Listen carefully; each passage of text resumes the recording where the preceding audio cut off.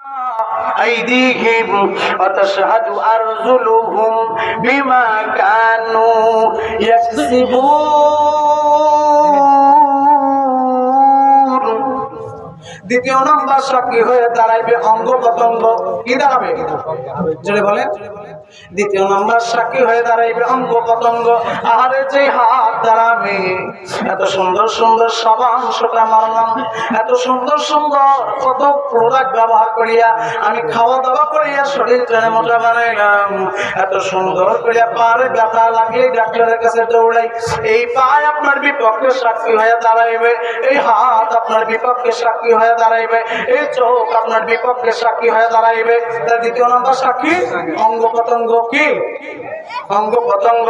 দ্বিতীয় নাম্বার সাক্ষী হয়ে দাঁড়াইবেন কিরামান কাতিবিনা লা ইয়ালামুনা মা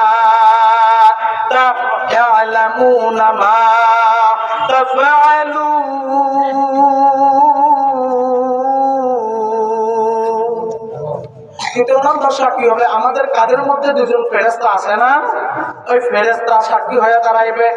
আর চতুর্থ নাম্বার সাক্ষী হয়ে দাঁড়াইবেন, চতুর্থ নাম্বার সাক্ষী হলো ইজাজ সুবহানাল্লাহ, আপনার নেক আমল অথবা বদ আমল, আপনি যে আমলটা করছেন সেই আমল হতে পারে নেক আমল অথবা বদ আমল।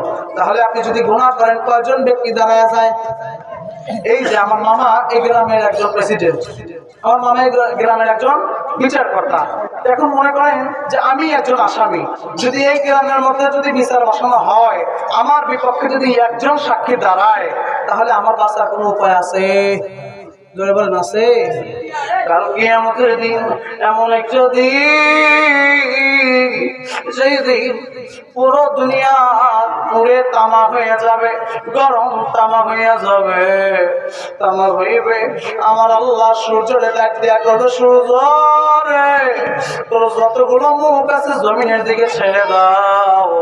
জমিনের দিকে ছেড়ে দেওয়া হবে, সূর্যের তাপে জমিন গরম তামা হইয়া যাবে, গরম তামা হইয়া যাবে। 50,000 বছর ওই জায়গায় বান্দা দাঁড়ায়া থাকবে, বাহ্যিক ঘামের নহরের মধ্যে হাবুডুবু খাইবে। ফেরেশতারা, নবীরা, সাহাবায়ে কেরাম সকলেই ইয়া নাফসি ইয়া নাফসি করে ডাকবে। ওই সময় আল্লাহ বান্দারে ডাক দিয়া বলবে, আয় আয়। সকলকে যখন ধরা হবে বিচারের কাজ করার জন্য, বান্দা ডাক দিয়া বলবে, আল্লাহ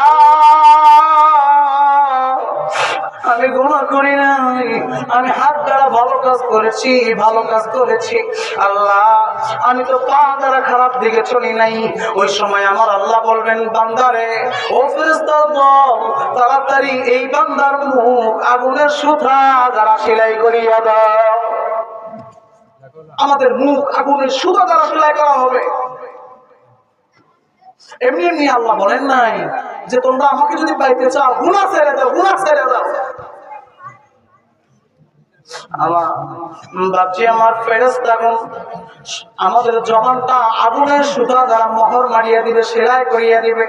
আমাদের অঙ্গ প্রত্যঙ্গ কথা বলবে, জমিন কথা বলবে, আমাদের কাদের উপর দুই ফেরেশতা কথা বলবে।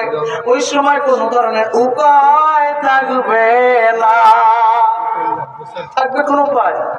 আবার দেখেন আল্লাহ কত মায়ার আল্লাহ, কত দয়ার আল্লাহ, কত মহব্বতের আল্লাহ। দেখেন আমার আল্লাহ বলতেছেন, বান্দারে গুনাহ করছো, তবে একটা ছাড় আছে। একটা ছাড় কি আছে? সেই ছাড়টা কি জানো? তোরা যত বড়ই গুনাহ করো না কেন, আমি আল্লাহর কাছে মাফ চাও। গুনাহ করেছ, আমি আল্লাহর কাছে মাফ চাইয়া কবরে আসো। উদউনি আস্তাজিব লাকুম, উদউনি আস্তাজিব লাকুম, আমার কাছে চাও, আমি আল্লাহ তোমাদের গুনাহ মাফ করিয়া দেব। বান্দা তুমি আমি আল্লাহর রহমত থেকে নিরাশ হইও না। লা তাকনাতু মির রাহমাতিল্লাহ ইয়াগফিরুয যুনুবা জামিআ। বান্দা আমার রহমত থেকে নিরাশ করিও না। বান্দা আমার রহমত থেকে নৈরাশ করিও না, কারণ আমি আল্লাহ রহম করনে ওয়ালা, আমি মায়া করনে ওয়ালা। কত বড় তুমি গুনাহ করেছো, আবু জাহেলের থেকে বড় গুনাহ তুমি করো নাই, ফেরাউনের থেকে বড় নাফরমান হও নাই। অতএব মৃত্যুর আগে আমার কাছে মাফ চাও, আমি আল্লাহর কাছে মাফ চাও, আমি আল্লাহ সব মাফ করে